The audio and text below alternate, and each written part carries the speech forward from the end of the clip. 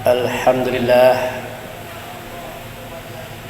Alhamdulillahillazi arsala rasulahu bil huda wa dinil haq liyuzhirahu 'ala dini kullihi walau karihal musyrikun.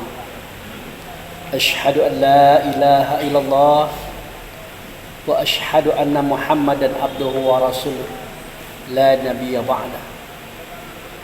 Innallaha wa malaikatahu yusholluna 'alan nabi ya ayyuhallazina amanu shollu 'alaihi wa sallimu taslima. Allahumma sholli 'ala sayyidina Muhammad wa 'ala ali sayyidina Muhammad kama shallaita 'ala sayyidina Ibrahim wa 'ala ali sayyidina Ibrahim wa barik 'ala sayyidina Muhammad wa 'ala ali sayyidina Muhammad kama barakta 'ala sayyidina Ibrahim wa 'ala ali sayyidina Ibrahim fil 'alamin innaka Hamidum Majid. Ya ayyuhal hadirun ittaqullah haqqa tuqatih wa la tamutunna illa wa antum muslimun. Wa qala Allahu fil Qur'anil Karim a'udzu billahi minasy syaithanir rajim. Bismillahirrahmanirrahim. Wal 'asri innal insana lafi khusri illal ladzina amanu wa 'amilus shalihat wa tawassaw bil haqq wa tawassaw bis sabr. Shadaqallahu azim.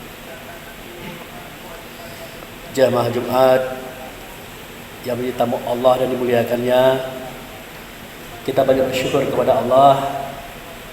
Dengan anugerahnya kita diberi kesehatan dan kekuatan, sehingga dengan itu kita dapat hadir dan datang di masjid yang kita cintai ini. Tak lain dan tak bukan tujuan kita adalah untuk mengabdikan diri kepada Allah dengan cara melaksanakan sholat Jumat berjamaah. Kemudian kehadapan ikutan kita Nabi Muhammad Rasulullah Sallallahu Alaihi Wasallam, kita telah menyatakan selawat atas beliau. Semoga selawat yang kita nyatakan tadi didengarkan oleh Allah dan diterima oleh Allah dan dijadikan oleh Allah syafaat atau pertolongan, di mana pada waktu itu tidak ada pertolongan kecuali yang datang daripada Allah melalui Rasulullah Sallallahu Alaihi Wasallam. Selanjutnya lagi, sebagai seorang khatib, saya tidak akan bosan-bosan mengajak, menghimbau dan menyuruh semua kita, tentu khusus bagi diri saya pribadi. Mari kita tingkatkan iman kita kepada Allah. Mari kita tingkatkan ketakwaan kita kepadanya. Berharap semua kita ini tidak akan mati kecuali berada dalam Islam atau selamat. Jamaah yang saya hormati, tadi setelah bacakan sebuah firman Allah, di mana pada firman itu Allah mengangkat sumpah bagi kita semua. Apa kata Allah? Wal 'asr, demi masa sesungguhnya manusia itu berada dalam kerugian kecuali bagi mereka yang beriman, bagi mereka yang beramal soleh. Ciri-cirinya adalah mereka bertausiah dengan kebenaran, mereka bertausiah dengan kesabaran. Di ayat lain, mereka bertausiah dengan kasih sayang. Jadi jamaah yang saya hormati, pada ayat ini Allah memperingatkan kepada kita tentang masa, tentang waktu, tentang momen, tentang kurun waktu yang sudah kita lalui sejak kita lahir hingga kita menuju kepada kematian. Jadi perjalanan kita dari lahir menuju kematian itu, kata Allah, semuanya merugi kecuali kalau kita beriman, kecuali kita beramal soleh. Nah, beriman dan beramal soleh itu tidak mungkin bisa kalau tidak ada ilmunya. Nah, oleh karena itu jamaah yang saya hormati, di penghujung tahun ini, penghujung tahun 2022, mungkin perlu kita introspeksi diri. Dari tahun yang lalu sampai tahun sekarang, apa saja yang sudah kita buat, memperbaiki diri kita, menata batin kita untuk berhadapan dengan Allah nanti di saat kita kembali. Sudah kita sampai di situ. Kenapa sedemikian? Karena khotib itu setiap Jumat pasti mengucapkan ittaqullah haqqa tuqatih wa la tamutunna illa wa antum muslimun. Bertakwalah kamu semuanya dengan suatu takwa yang sebenar-benar takwa. Jangan kamu mati kecuali kamu berada dalam Islam atau selamat. Jadi kita dilarang oleh Allah mati kalau tidak Islam. Dilarang oleh Allah mati kalau tidak selamat. Apanya yang selamat? Apanya yang Islam? Tentu diri kita yang sebenar diri. Diri kita sebenar diri di mana posisinya? Di mana tempatnya? Ada dalam hati kita masing-masing. Nah, sekarang mari kita rasakan. Mari kita deteksi diri kita masing-masing. Sudahkah kita selamat? Sudahkah kita Islam bagi diri kita sendiri? Nanti dulu kita cerita selamat dan Islam terhadap keluarga kita, terhadap tetangga kita atau orang lain, terhadap diri kita dulu. Artinya, masihkah ada dalam hati kita ini sifat pantang kelintasan, sifat yang tidak bisa melihat orang maju, melihat orang kaya, melihat orang sukses, melihat orang lebih daripada kita? Masih ada tidak sifat itu? Kalau masih ada sifat itu tandanya belum selamat. Itu tandanya kita belum Islam terhadap diri kita sendiri. Kemudian kita tanya lagi, sifat pantang kerendahan, maunya besar sendiri, maunya hebat sendiri, maunya benar sendiri. Apakah masih ada sifat itu? Kalau masih ada, artinya belum Islam diri kita, belum selamat diri kita pada diri kita sendiri, belum pada orang lain. Lalu kita deteksi lagi, masih adakah sifat kita pantang kurang? Pantang kurang itu artinya kita sudah ada, kita sudah cukup, masih punya kecenderungan mengambil hak orang lain. Masih ada apa tidak? Kalau masih ada, itu tandanya kita belum Islam terhadap diri kita sendiri, belum selamat terhadap diri kita sendiri. Yang keempat, deteksi lagi, masih adakah di hati kita, pada diri kita sifat pantang tersinggung dan tidak mau kalah? Kalau masih ada, itu pertanda bagi diri kita bahwa kita belum Islam, belum selamat atas diri kita sendiri. Jadi sifat pantang kelintasan, pantang kerendahan, pantang kurang, pantang kalah, itulah sifat iblis yang masih ada pada kita. Sudah bisa dideteksi hari ini. Belum selamat kita kalau masih ada sifat itu. Kenapa sedemikian? Karena sifat itu kalau digabung, dia memunculkan 10 sifat. Ajib, ria, takabur, iri, dengki, hasud, fitnah, tamak, loba, dan sombong. Jadi 4 sifat tadi melahirkan 10 sifat. 10 tambah 4, 14 memunculkan 3 sifat. Benci, dendam, dan menghancurkan. Artinya ada 17 sifat yang buruk. Satu saja dia ada di hati kita, itu tandanya kita belum selamat. Maaf, itu tandanya kita belum Islam terhadap diri kita sendiri. Karena kita datang daripada Allah suci, tidak ada kotornya, maka kita akan kembali kepada Allah. Semestinya begitu juga. Berkali-kali Allah peringatkan, Rasul peringatkan, kamu datang daripada Allah, akan kembali kepada Allah. Artinya itu yang harus kita siapkan. Nah, ini kita tenggelam dalam seremonial ibadah. Mentang-mentang kita sudah bersyahadat, sudah sholat, puasa, zakat, haji, umroh, kita sudah merasa selamat, kita sudah merasa Islam, padahal kita menyadari kalau diri kita pada hakikatnya belum. Nah, itu yang perlu ditelusuri. Makanya kata Allah dan Rasul, demi masa, demi waktu, demi kurun, demi momentum, manusia itu rugi. Kelahirannya sampai kematiannya rugi, kecuali mereka yang beriman, berkeyakinan, dan berbuat baik. Beriman dan berbuat baik tidak bisa kalau tanpa ilmu. Salah satu ilmu yang harus kita ketahui adalah mendeteksi diri kita sendiri. Apalagi kita ini orangnya tidak bisa berbeda. Jangankan kita berbeda dalam artian pendapat dan pemikiran dan yang lain-lain.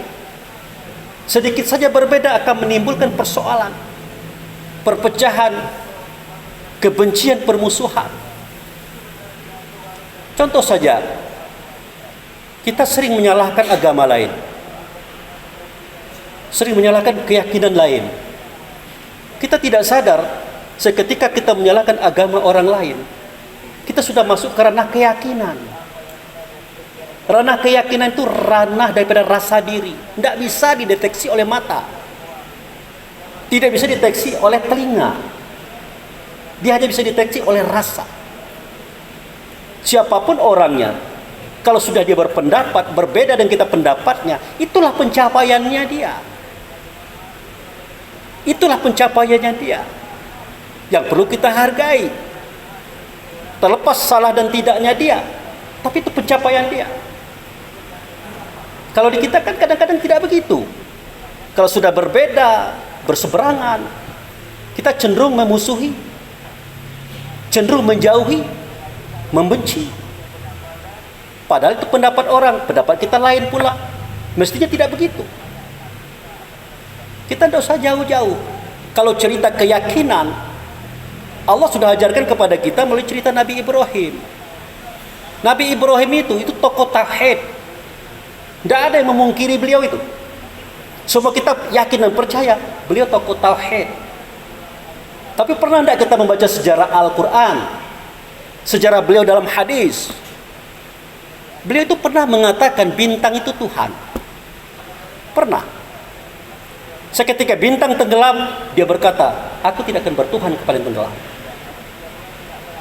Kemudian beliau pernah mengatakan bulan itu Tuhan. Seketika bulan tenggelam, dia berkata, aku tidak akan bertuhan kepada yang tenggelam. Terakhir, dia bertuhan kepada matahari. Seketika matahari tenggelam, dia berkata, aku tidak akan bertuhan kepada yang tenggelam. Artinya, untuk mencapai titik yang benar, titik yang baik, processingnya biasa kalau ada orang keliru, biasa kalau ada orang yang salah. Disinilah fungsi kita watawasau bil haq, watawasau bis sabri tadi. Kita berikan penyampaian secara baik, dengan sabar, jangan dengan marah-marahan, jangan dengan benci-bencian karena mereka berbeda dengan kita. Apalagi kita tidak berdakwah kepada mereka, kita mencaci, memaki, menyalahkan. Dan itu tidak baik. Itu menunjukkan hati kita mesti bergelora dengan api, dengan panas, merasa benar sendiri. Oleh karena itu Allah dan Rasul mengatakan, kamu jangan mati sebelum kamu Islam, sebelum kamu selamat. Selamatkan dulu hatimu, dirimu, baru keluargamu. Selamatkan keluargamu, baru orang lain. Setidak-tidaknya dirimu. Nah, itu yang perlu kita pahami dari sisi wal asri tadi. Jangan sampai kita datang dari hari kelahiran menuju hari kematian, berhadapan dengan Allah, ternyata kita mengira kita Islam, kita mengira kita selamat, tapi hati kita penuh dengan kekotoran dan noda-noda dosa. Barakallahu li wa lakum fil Qur'anil azim wa sa'ilal mu'minin wal mu'minat wa astaghfirullaha wal ghafurur rahim.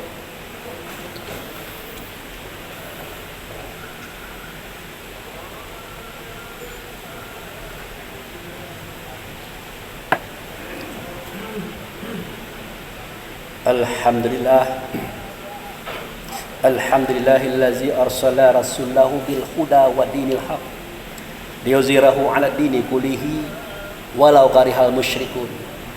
Asyhadu an la ilaha illallah wa asyhadu anna Muhammadan abduhu wa rasuluh la nabiyya ba'da. Allahumma shalli ala sayidina Muhammad wa ala ali sayidina Muhammad. Ya ayyuhal hadirun, ittaqullah haqqa tuqatih wala tamutunna illa wa antum muslimin. Hadirin yang saya hormati, pada khutbah yang kedua ini saya simpulkan apa yang saya sampaikan tadi, bahwa Allah bersumpah demi masa, demi waktu, semua kita ini merugi kecuali orang beriman dan beramal soleh. Untuk beriman kepada yang gaib, untuk beramal soleh tidak bisa begitu-begitu saja, harus dengan ilmu. Makanya cari ilmu, capai ilmu. Selamatkan diri kita terdahulu, terutama dari penyakit hati. kita bisa tahu kita sudah selamat atau belum, kita sudah bisa tahu. Demikian kita berdoa kepada Allah, semoga Allah memaafkan kita, mengampunkan kita, menunjukkan kita kepada jalannya. Mari kita berdoa. Na'udzubillahi minasyaitonir rajim. Bismillahirrahmanirrahim. Ya Allah ya Rahman ya Rahim, ya Malikal Qudusus Salam, ya la ilaha illa anta. Allahumma ya Allah, fi hadza zuhri hadarna fi atratika, aina hadarna fi atratika bizzambina katsira, fazalika faghfir lana ala dzunubana, faghfir lana ala dzunubana, faghfir lana ala dzunubana. Rabbana zalamna anfusana wa illam taghfir lana wa tarhamna lanakunanna minal khasirin. Rabbana fir lana wa liwalidayna warhamhuma kama rabbana syaghira. Allahumma fil mu'minin wal mu'minat, muslimin wal muslimat, al ahya'u minhum wal amwat. Rabbana hab lana min azwajina wa dzurriyyatina qurrata a'yun waj'alna lil muttaqina imama. Rabbana la tuzigh qulubana ba'da iz hadaitana wa hab lana min ladunka rahmatan innaka antal wahhab. Rabbana na'udzubika bi kalimatika tammati minal bala'i dunya bala'il akhirah, azabi dunya zabil akhirah, fitnati dunya fitnatil akhirah, ala nafsina wal ahlina wal ikhwanuna wal a'maluna wal maluna, la hawla wala quwata illa billahi aliyil azim. Rabbana fataqabbal minas sholatana wa siyamana wa takhasu anna wa tadaru anna wa zikrina wa qiraatal qur'anuna innaka ghafurur rahim. Rabbana atina fi dunya hasanah wa fil akhirati hasanah wa qina azabannar. Ibadallah, innallaha ya'muru bil adli wa ihsan wa itazil qurban hanil fasai wal munkar wal ba ya'izukum la'alakum tazakkarun wa la zikrullahi akbar wa aqimis shalah